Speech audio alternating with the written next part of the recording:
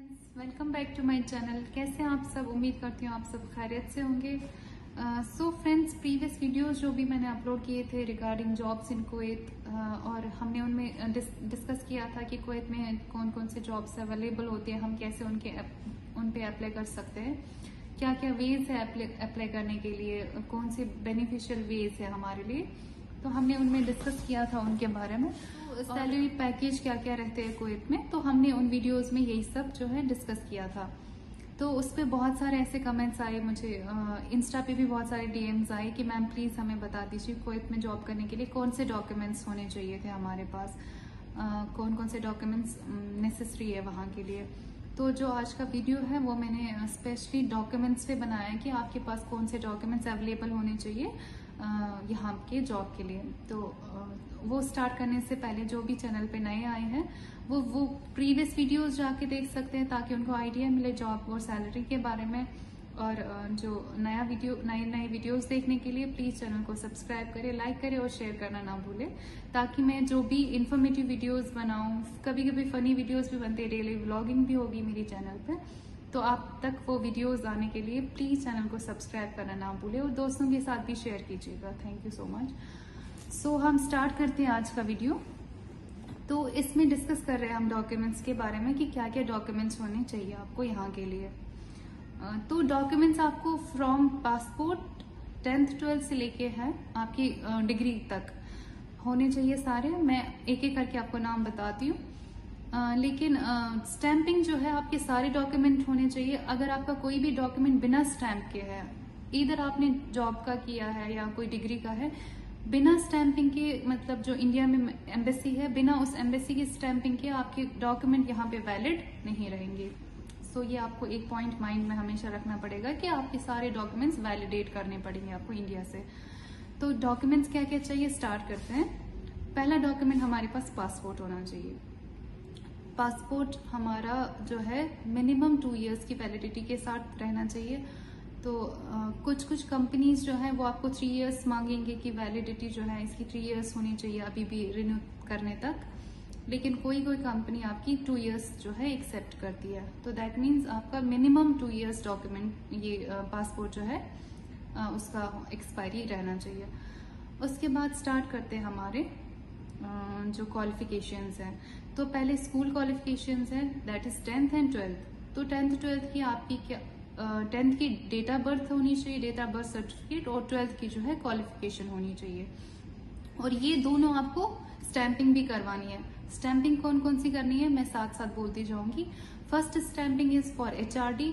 जिस स्टेट से आपने स्टडी किया है, दैट मीन्स जहां से आपने 10th और 12th पास आउट है, उस स्टेट का आपको HRD करवाना है। ठीक है, HRD के बाद आपका उसका स्टैंपिंग हो जाएगा एम्बेसी का, जो एक्सटर्नल अफेयर्स एम्बेसी होती है इंडिया में, तो वहां से आपकी स्टैंपिंग हो जाएगी। ये सारा जो है एजेंट के थ्रू। आपका HRD आप खुद करा सकते हैं, क्योंकि HRD बस 10th 12th की जो है फी पेमेंट वगैरह करनी होगी आपकी वहां पे, और HRD आपके बगैर कोई नहीं करा सकता है। ठीक है, लाइक आपकी ब्लड रिलेशन में कोई होना चाहिए, या मदर फादर लाइक, या आपको खुद प्रेजेंट होना चाहिए, तब जाके आपका HRD जो है खुद ही हो सकता है। अदरवाइज आपका HRD कोई फ्रेंड वगैरह को जो है करा के नहीं ला सकता है। तो दैट मीन्स आपको HRD करना है, प्लस आपका एम्बेसी की स्टैंपिंग हो जाएगी। ये दो चीजें करनी है 10th और 12th के डॉक्यूमेंट्स की। तो हो गया पासपोर्ट प्लस आपका एम्बेसी की स्टैंपिंग हो जाएगी। ये दो चीजें करनी है 10th और 12th के डॉक्यूमेंट्स की।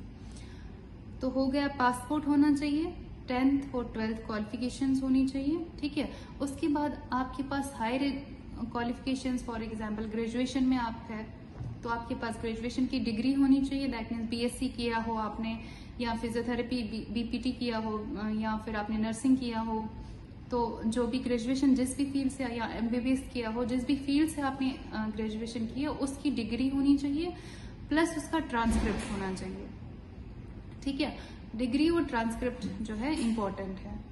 उसके बाद हम लोग आते हैं, और डिग्री और ट्रांसक्रिप्ट का भी सेम रहेगा। जो डिग्री और ट्रांसक्रिप्ट है उनको भी आपको वैलिडेट करवाना पड़ेगा इंडिया से ही। दैट मीन्स स्टैंपिंग जो है इंडिया से आपको करनी है, तब जाके आपका यहाँ के लिए वैलिड रहता है वो। तो डिग्री के लिए आपको क्या करना है, आपको डिग्री का HRD भी हो जाएगा, सेम जैसे 10th 12th का जिस स्टेट से आपने स्टडी किया है उसी स्टेट से आपका HRD हो जाएगा। तो सेम डिग्री का भी जहां से आपने डिग्री की है वहीं सेम स्टेट से आपका जो है HRD आपको करना पड़ेगा। जैसे मैंने 10th 12th कश्मीर से किया तो मैंने श्रीनगर से करवाया उसका HRD। जो श्रीनगर में SP कॉलेज है, हमें वहां जाना पड़ता है, वहां SP कॉलेज से उसका HRD वगैरह जो प्रोसेस है, फर्दर प्रोसेस, वो आपको गाइड करते हैं, तो वो करना है। उसके बाद मेरा BSc जो है फ्रॉम मेरठ हुआ है UP से, तो दैट मीन्स हमारा मेरठ का जो है HRD होता है लखनऊ से। तो मेरी डिग्री का जो HRD हुआ है लखनऊ से, ओनली डिग्री का होगा, ट्रांसक्रिप्ट का नहीं होता है। ट्रांसक्रिप्ट की बस स्टैंपिंग हो जाएगी, जो एक्सटर्नल अफेयर्स होती है एम्बेसी की, तो वहां से आपकी स्टैंपिंग हो जाएगी। कितने डॉक्यूमेंट्स हो गए? पासपोर्ट हो गया, जिसका पासपोर्ट का हमें एट द एंड स्टैंपिंग करना होता है, सो मैं वो भी एक्सप्लेन करूंगी। पासपोर्ट हो गया, हमारे पास होना चाहिए with minimum validity of 2 years। उसके बाद हमारे पास 10th और 12th के होने चाहिए डॉक्यूमेंट, जिनका हमें HRD भी करना है प्लस स्टैंपिंग भी करवानी है। 2 डॉक्यूमेंट्स ये हो गए। उसके बाद डिग्री होगी। डिग्री के कौन कौन से डॉक्यूमेंट्स? डिग्री और ट्रांसक्रिप्ट। डिग्री और ट्रांसक्रिप्ट का क्या रहेगा? डिग्री की HRD भी हो जाएगी और स्टैंपिंग भी हो जाएगी, लेकिन ट्रांसक्रिप्ट का सिर्फ स्टैंपिंग हो जाएगा। ठीक है, ये डॉक्यूमेंट्स हो गए। उसके बाद अगर आपने मास्टर्स किया हुआ है तो सेम BSc की तरह, ग्रेजुएशन की तरह आपका मास्टर्स रहेगा, डिग्री एंड ट्रांसक्रिप्ट सेम उसका भी होगा। डिग्री का HRD भी होगा और स्टैंपिंग भी हो जाएगी फ्रॉम एम्बेसी, लेकिन ट्रांसक्रिप्ट का ओनली जो है एम्बेसी से स्टैंपिंग हो जाएगी। हो गए ये डॉक्यूमेंट्स। उसके बाद आती है वर्क लाइसेंस। तो इंडिया में हमारा जहां से आपने स्टडी किया है, लाइक इंडिया से हम लोग, फॉर एग्जांपल मैं इंडिया का एग्जांपल इसीलिए देती हूँ because I am from India, so I give example of the India. Like सब कंट्रीज का अपना अपना सेम यही प्रोसेस रहता है।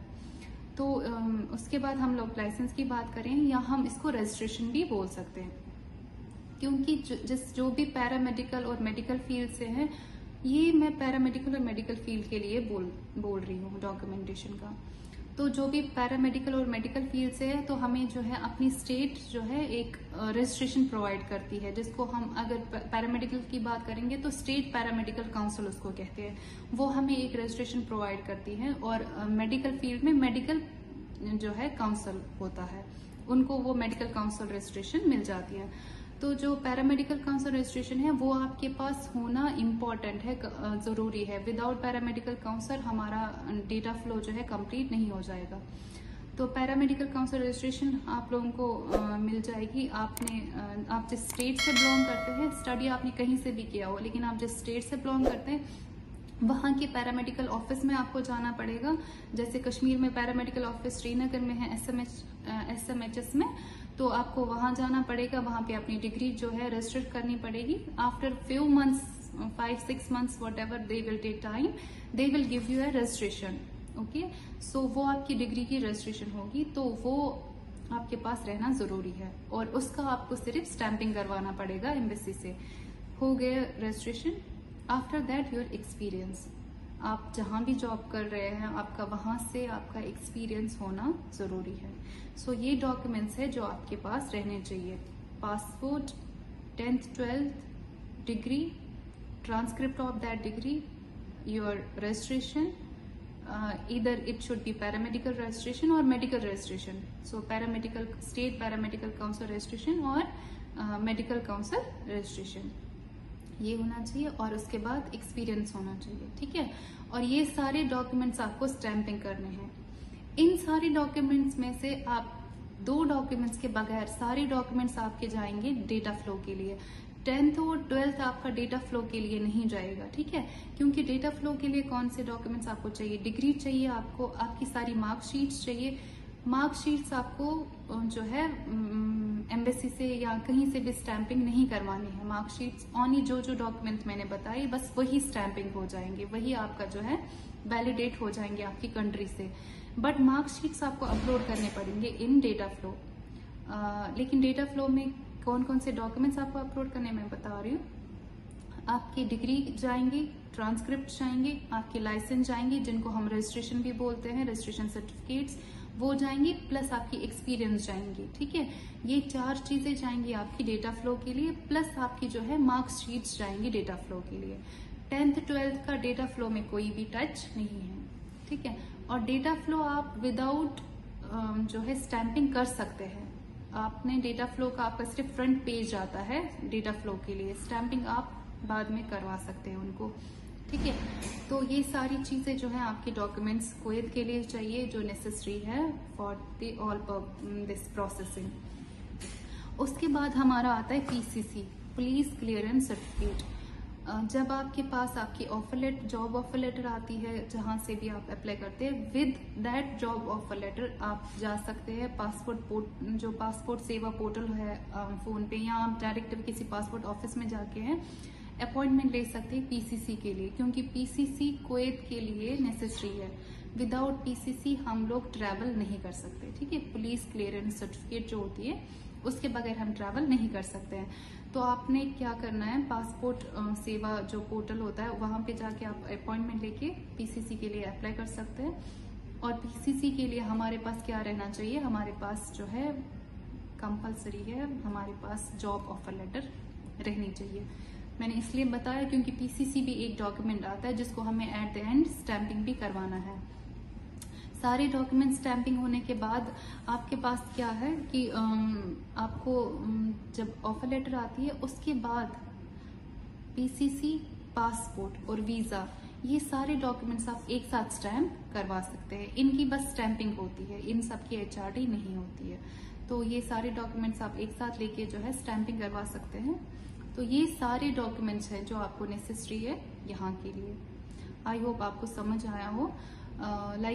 फिर इन सारे डॉक्यूमेंट्स को हम लोगों को प्रोसेस करना होता है फॉर दिस डेटा फ्लो, ठीक है। तो विदाउट, मैंने बताया आपको पहले भी, विदाउट स्टैंपिंग आप इनको डेटा फ्लो के लिए अप्लाई कर सकते हैं। आई होप आपको समझ आया होगा। मैं एक बार फिर से रिपीट करती हूँ, passport, 10th 12th, your degree, transcript of that degree, like either it's BSc or masters, with transcript it should be, okay. So after that your this registration, paramed or medical council registration or paramedical council registration, okay, and then your experience certificates, okay, then your PCC, police clearance certificate। ये सारे documents जो है आपको necessary है Kuwait के लिए, इनका with stamping.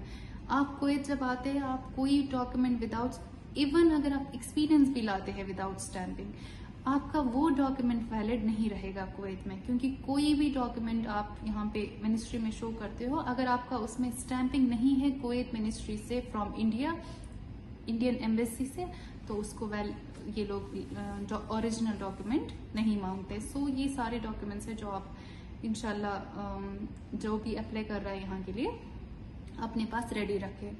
उसके बाद अगर आप लोगों को डेटा फ्लो के बारे में जानना है कि क्या क्या डेटा फ्लो के लिए हम कैसे अप्लाई कर सकते हैं, क्या उसका प्रोसेस है, तो आप मुझे बता सकते हैं। तो मैं एक जो है लाइव वीडियो बना सकती हूँ in this, like I will upload all the documents, और आपको गाइडेंस का वीडियो एक बना सकती हूँ अगर किसी को भी इंफॉर्मेशन चाहिए उसके रिलेटेड। तो आई होप आपको ये वाला वीडियो हेल्प करेगा, इंफॉर्मेटिव लगा होगा आपको। तो प्लीज़ लाइक करें, शेयर करें एंड सब्सक्राइब करें, और I hope it will help you guys. कोई भी फर्दर आपको इन्फॉर्मेशन चाहिए, कोई भी आपको क्यूरी हो, तो आप मुझे इंस्टाग्राम पे डीएम कर सकते हैं। मैं अपना इंस्टाग्राम का लिंक जो है लास्ट पे शेयर करूंगी, तो आप इंस्टाग्राम पे डीएम कर सकते हैं मुझे। इंस्टाग्राम पे भी फॉलो कीजिएगा और चैनल को सब्सक्राइब कीजिएगा। Thank you so much guys, bye bye.